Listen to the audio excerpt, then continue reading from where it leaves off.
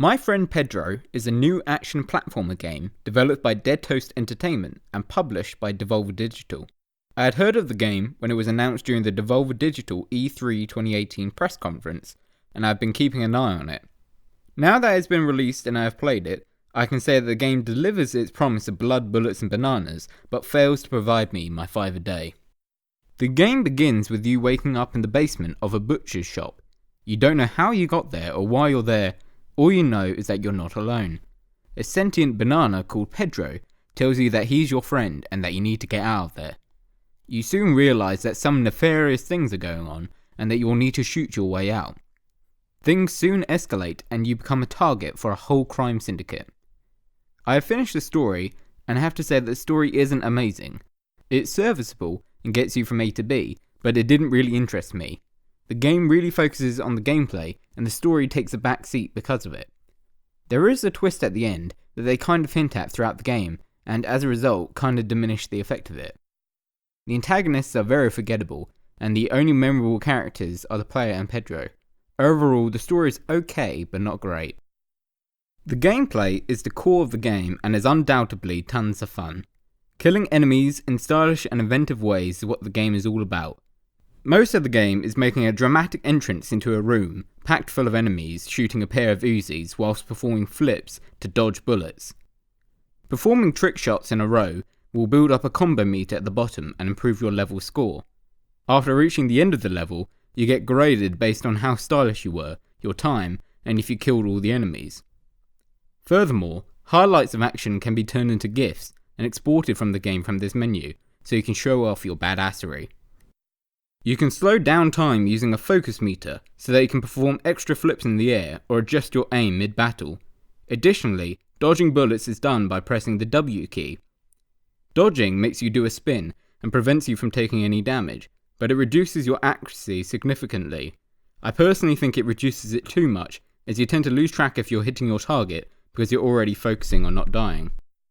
You start off with a pair of pistols and you gain more weapons as you progress. Your arsenal at the end of the game includes your dual pistols, dual Uzis, a rifle with a grenade launcher attachment, a shotgun, and a sniper rifle. Having dual weapons equipped allows you to dual aim by using right click on the mouse to point your offhand weapon. You typically want to plan out how you want to tackle the room before you go in and aim your offhand weapon at an enemy. As soon as the gameplay starts to get a little repetitive, they would introduce a new weapon or environment. They have some action set pieces on a bike and free falling from a skyscraper that vary the gameplay and keep it fresh. There are a couple of boss fights in the game that are done in some confined areas. You must utilise all the skills that you've learned throughout the game to dodge their attacks and land some of your own. I found the boss fights to be well done, and the last one in particular will stand out to me. Items in the environment can be used against the enemies. Kicking a frying pan into the air and killing enemies by ricocheting off the kitchen utensil is the best feeling in the game. Fuel cans are dotted around the map and can be thrown.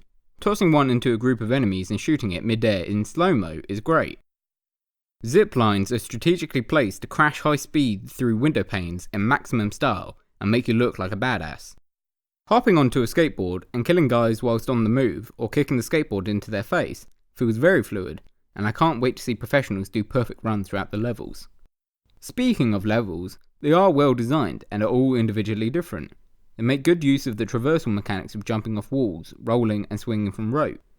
Whilst the game starts off with a lot of action, the latter half of the game is primarily a platformer and focuses on puzzle solving.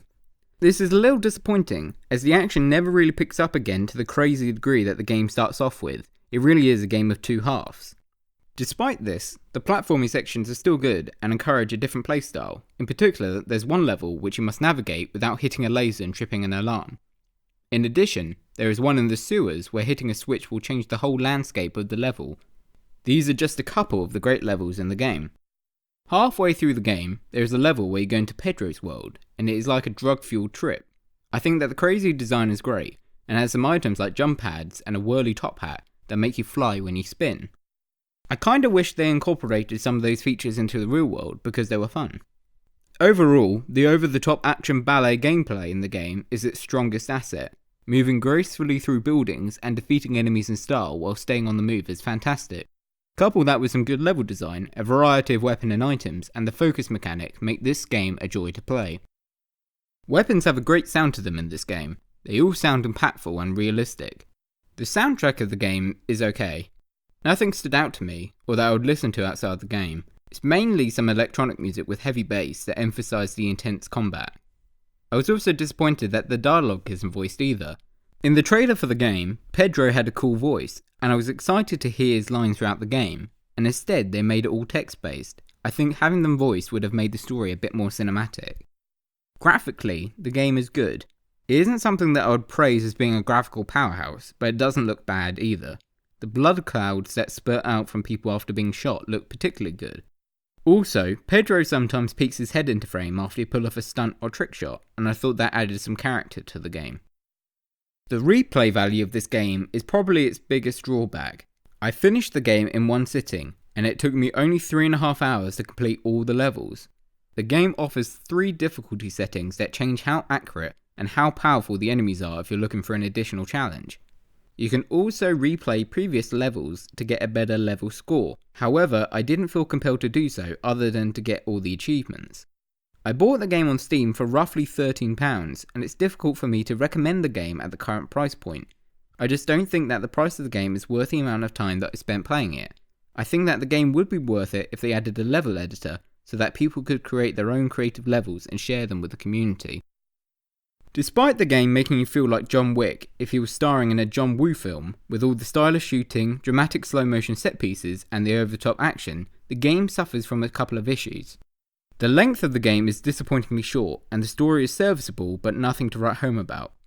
I would recommend people buy the game when it's on offer, because although I found the game entertaining and the gameplay great, people should expect not to spend a lot of their time with my friend Pedro. Overall, I would give this game a 7 out of 10. If you like this video and want to show support, click the like button and hit subscribe to stay updated about my new videos. Leave a comment about your thoughts on this review or what games you want me to cover next. Thanks for watching.